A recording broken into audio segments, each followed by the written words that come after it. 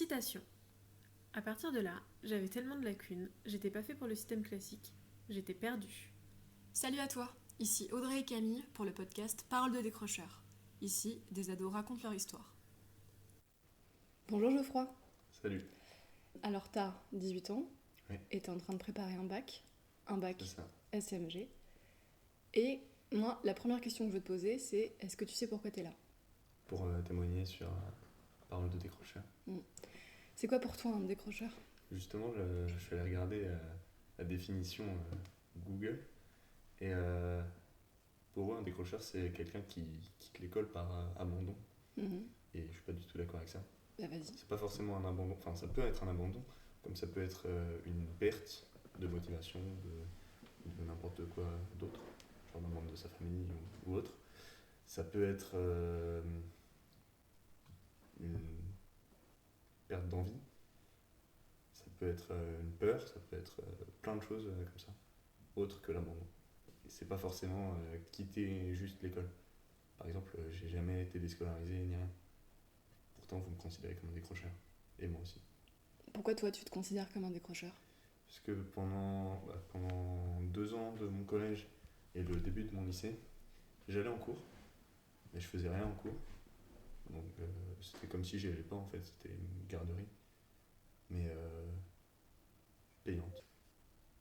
Du coup tu disais que sans avoir quitté physiquement l'école, tu te considères comme un décrocheur. C'est ça. Est-ce que tu sais pourquoi t'as décroché ? Est-ce que tu veux en parler ? Je sais pas du tout. Pourquoi t'as décroché ? Non, je sais pas. L'école, elle considère qu'un décrocheur, c'est quelqu'un qui va plus physiquement à l'école. Avec Audrey, on pense que justement, cette définition du décrocheur, elle est tellement incomplète, à bien des égards, qu'il y a énormément de dégâts, enfin, que ça peut provoquer énormément de dégâts. Parce que quand on nomme mal les choses, c'est difficile de combattre, ou de s'adapter, ou de créer, ou d'être innovant, ou de trouver des solutions. Parmi tout ce qu'on peut entendre sur les décrocheurs, toi, t'en as entendu plein, parce que décrocheur, tu l'es, parce que t'en as connu plein, parce que t'en as fréquenté plein. C'est quoi les plus gros clichés ? Ou c'est quoi la définition des gens sur les décrocheurs ?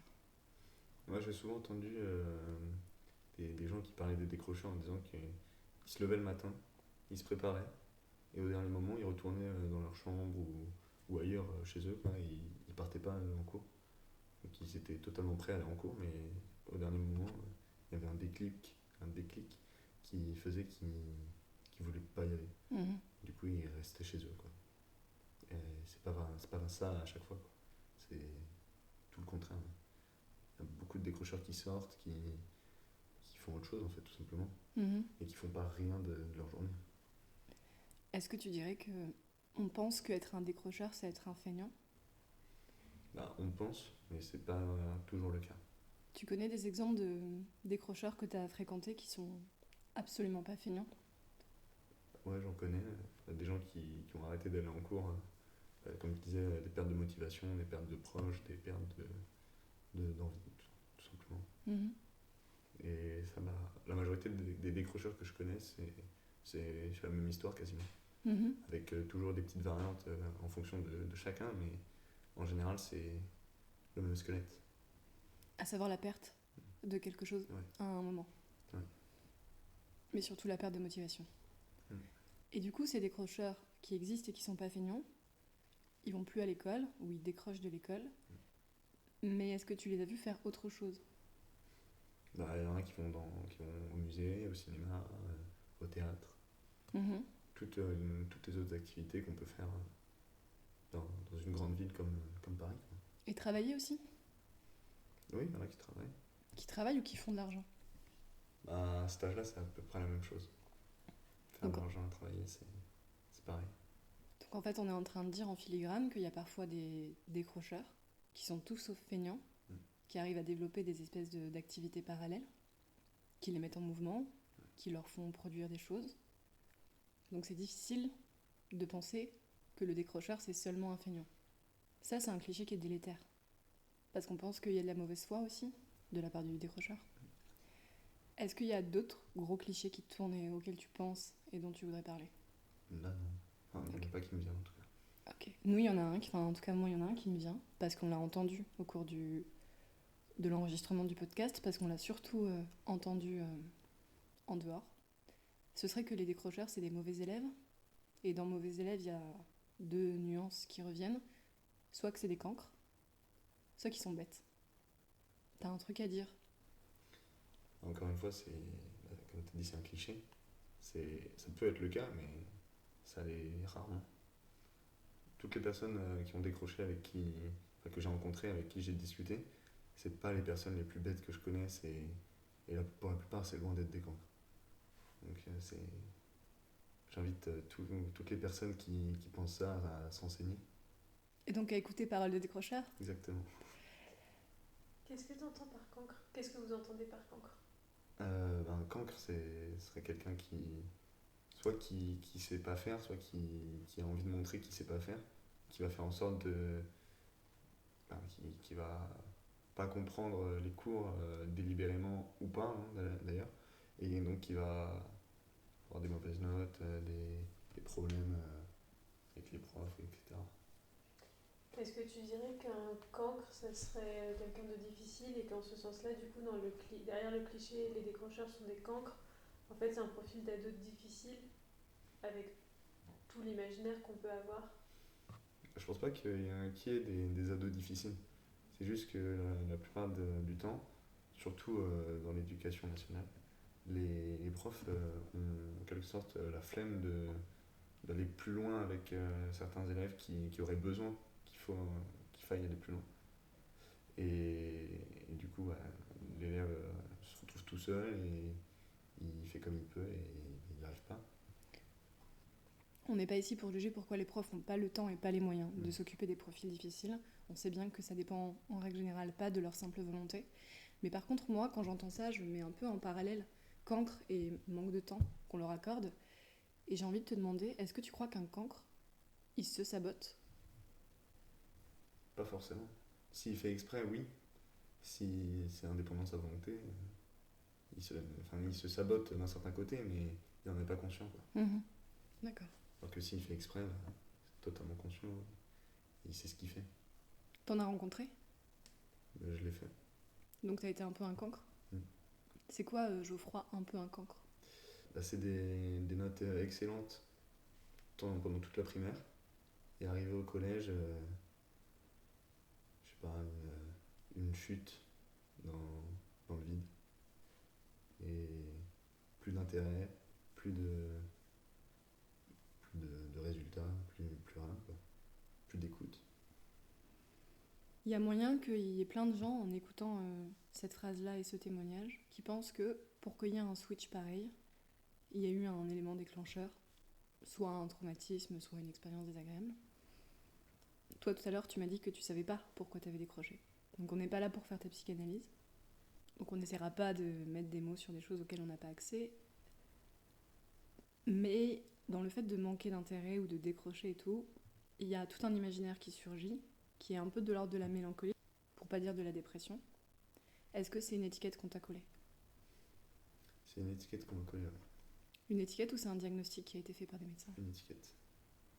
J'ai jamais été diagnostiqué dépressif ou quoi. Mais un jour, je suis arrivé chez un psychologue.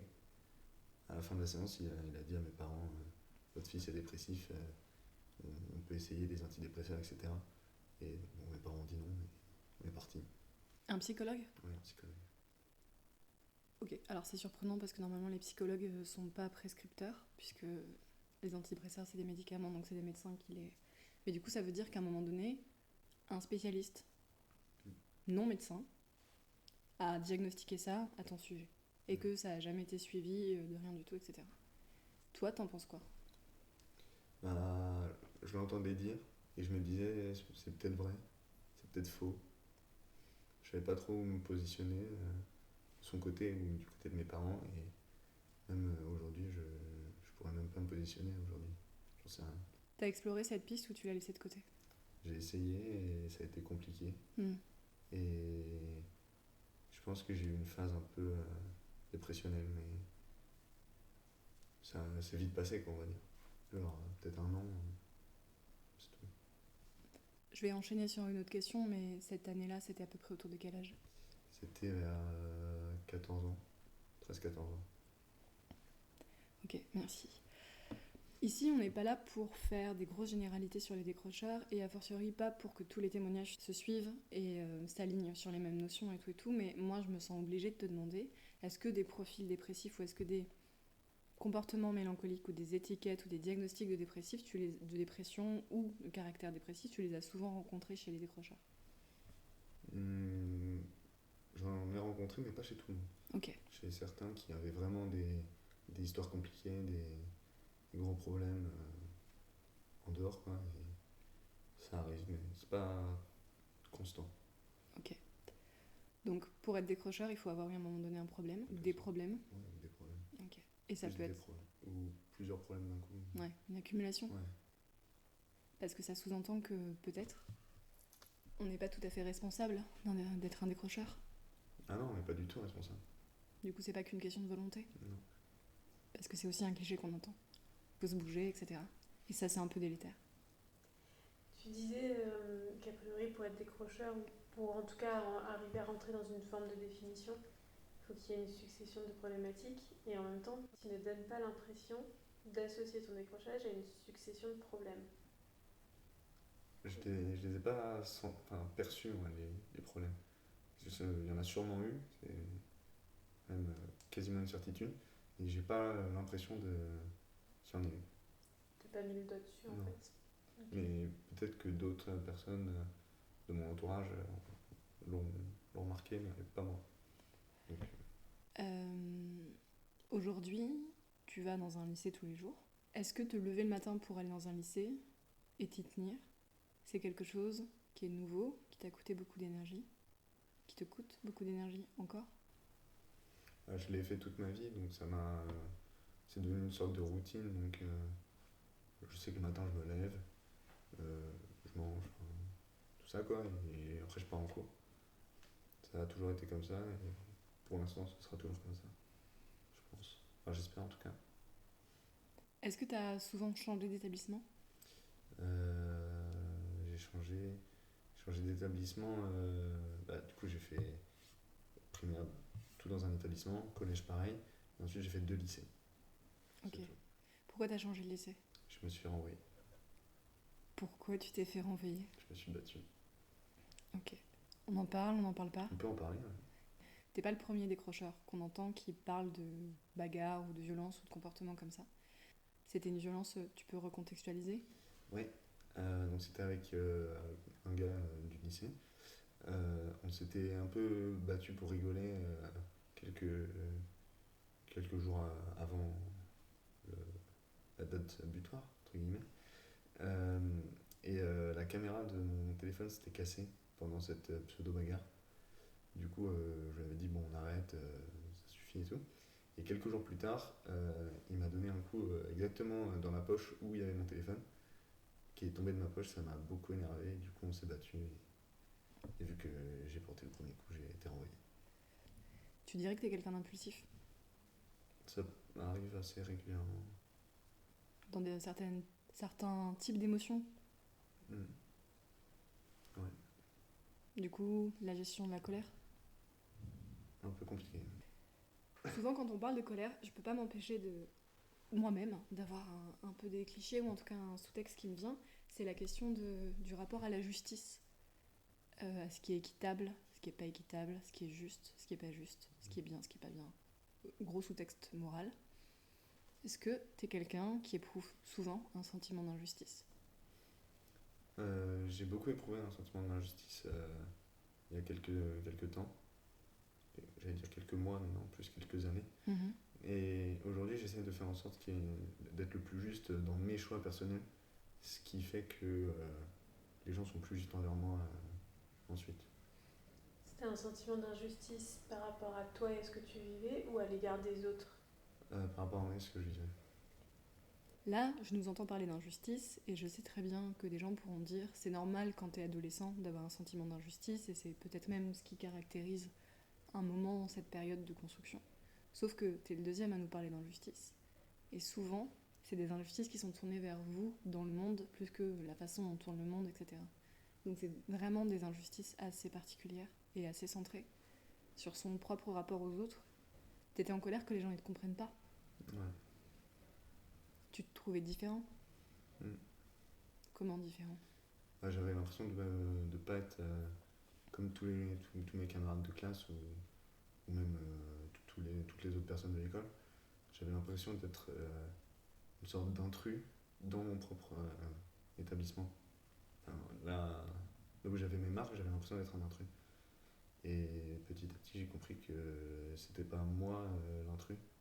J'ai compris que c'était que pour les autres, c'était ma façon d'être qui était anormale dans leur tête. Et je me suis rendu compte que il fallait pas que je réfléchisse dans leur sens et que je pense comme j'en avais envie en fait. À ton avis, alors ce sera forcément ton regard sur les choses, donc ta vision, ton retravail, ta mémoire, tes sélections, mais comme tout à chacun, qu'est-ce qui, chez toi, était anormal à leurs yeux? Le fait que je travaille jamais, que je fasse n'importe quoi, et surtout que même en travaillant pas, ça arrivait que les résultats soient corrects. Enfin, ça dépendait de la matière, enfin voilà, mais ça arrivait et de temps en temps, il y avait quelques critiques sur ah, mais comment ça se fait que tu foutes jamais rien et t'as une meilleure note que moi, machin et tout. Bon, ça, c'est des remarques d'enfants, je dirais. Mais... Tu sais, il y a des adultes qui sont pas loin de réfléchir pareil. C'est le Ouais. rapport au travail et au mérite, c'est un gros truc. Rapport au mérite, ça s'étire comme sujet. On a parlé des clichés. Comment est-ce que ta famille à toi, elle a vécu cette étiquette-là, ce fait-là et ce rapport-là Je ne s'en ai pas rendu compte. Mm. Parce que j'essayais de. Enfin, en fait, moi, je me rendais pas compte que j'étais dans un mauvais mood. Et du coup, pour moi, c'était devenu quasiment mon quotidien. Donc, je faisais toujours la même chose.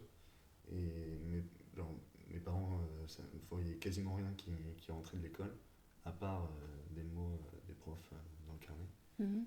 Et ils ne voyaient pas de notes, de résultats, je leur racontais pas ce que je faisais à l'école, ni rien. Et c'était devenu une sorte de routine, genre je rentrais et j'allais quasiment tout de suite dans ma chambre et je revenais pour manger et puis je repartais quoi. Mhm. Et quand les bulletins arrivaient? Quand les bulletins arrivaient, c'était un peu compliqué. Ça criait, c'était assez chiant. Et du coup, qu'est-ce qui fait qu'aujourd'hui tu analyses ton absence d'intérêt, ton absence d'implication à l'école comme étant une forme de décrochage? Et comment vous en parlez avec tes parents? Enfin, qu'est-ce qu'ils font de cette information, du coup? On n'en parle pas vraiment. Parce qu'à chaque fois que le sujet de l'école est posé sur la table chez moi, ça part très rapidement en embrouille, ça crie assez régulièrement. Aujourd'hui encore d'ailleurs. Ouais, donc c'est tendu quoi. Mm. On peut dire aussi que t'es le deuxième d'une fratrie de deux et que le numéro 1 de ta fratrie Et à HEC aujourd'hui. est à HEC. Ça peut être une information à noter quelque part dans ce podcast parce que c'est compliqué une fratrie, c'est compliqué de passer derrière, c'est compliqué d'être comparé. Ouais. A fortiori quand il y a déjà une référence familiale. Et que du coup la famille pense que l'éducation ne peut pas être le facteur à remettre en question puisque numéro 1 ne crée pas d'inquiétude. Surtout qu'à fortiori, il me semble que tu as été identifié précoce ou au potentiel quand tu étais tout jeune. Ouais. T'avais quel âge? J'avais 9 ans. Je sais que j'étais allé voir avec ma mère un médecin qui nous avait conseillé de passer un test. Et je sais plus pour quelle raison exactement. Donc t'es en CM1 et quelqu'un se dit que ce serait cool de te faire passer un test. Du coup tu passes un test, on t'identifie au potentiel ou précoce? Je sais pas. Ma mère a jamais voulu me dire. Mais je crois que c'est précoce. Donc on t'identifie précoce, donc ta famille se saisit de cette information-là quoi qu'il arrive. Donc dans le regard familial sur ton décrochage, etc., jamais ton intelligence n'a été remise en cause. Non. Et ça pouvait pas non plus être leur façon de t'éduquer puisque ta sœur c'était ok. Le sujet de la famille, c'est quelque chose à prendre en compte, comment c'est reçu, comment c'est accompagné. Ce podcast, il fournit des témoignages qui s'adressent aussi bien aux parents qu'aux profs qu'aux élèves. Ton paysage familial est quelque chose à prendre en compte. Il y a beaucoup de parents, en fait, qui s'inquiètent énormément quand le parcours scolaire de leur enfant répond pas à un standard, j'imagine, de réussite, aussi flou que soit la réussite. Et donc du coup, toi, typiquement, les standards de la réussite scolaire à proprement parler, tu les checkes pas, puisque les bulletins sont pas égaux et sont pas plafonnent pas, on va dire ça comme ça. Et du coup, ça crée l'inquiétude de tes parents, et du coup, ça crée une situation de tension dans ta famille, dont tu souffres. Bah, je me suis habitué, donc maintenant c'est dérisoire, mais au début c'était compliqué. Toujours crier, se faire crier dessus aussi. C'est compliqué quand t'es jeune. Quel rapport t'as à l'exigence de tes parents? Je pourrais pas vraiment dire, parce que je sais même pas ce que c'est vraiment leurs exigences. Je sais qu'ils veulent que j'ai mon bac. À part ça, je sais pas vraiment. Donc si jamais il devait y avoir des verbalisations d'objectifs de la part de tes parents, ça s'est arrêté à essaye d'avoir ton bac. Ouais. Donc la pression, elle s'arrête à ce niveau-là. Toi, maintenant, t'as 18 ans, donc t'es plus obligé. Et pourtant, tu continues à aller à l'école. Tu le fais pour qui? Bah, déjà pour mes parents et puis pour moi, parce que j'aimerais bien avoir le bac aussi. Et j'aimerais bien faire des études, faire un BTS, audiovisuel, option son. Ingé son. Exactement. Du coup, tu le fais aussi pour toi. Ouais. Parce que t'as un objectif. C'est hyper précieux. Parce qu'un des gros problèmes des décrocheurs, c'est l'envie. D'avoir envie de quelque chose, d'avoir un objectif, de se fixer un objectif. Ouais. Donc t'as quelque chose d'hyper précieux. T'as verbalisé un objectif. Je vais te demander plein de choses autour de cette question-là. C'est déjà comment est-ce que tu te l'es formulé à toi-même? Comment t'as réussi ce petit prodige-là que d'avoir un vrai objectif?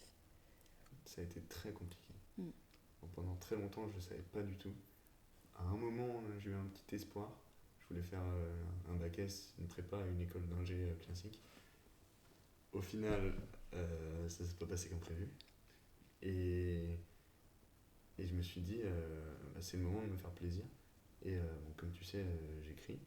Donc j'écris et je me suis dit, plutôt que chercher à droite à gauche un ingénieur du son, un studio, etc., qu'il faudrait que je paye, autant que je m'achète mon matériel et que j'apprenne moi-même à le faire tout seul. Et du coup, je me suis dit, BTS audiovisuel option son. C'est hyper intelligent.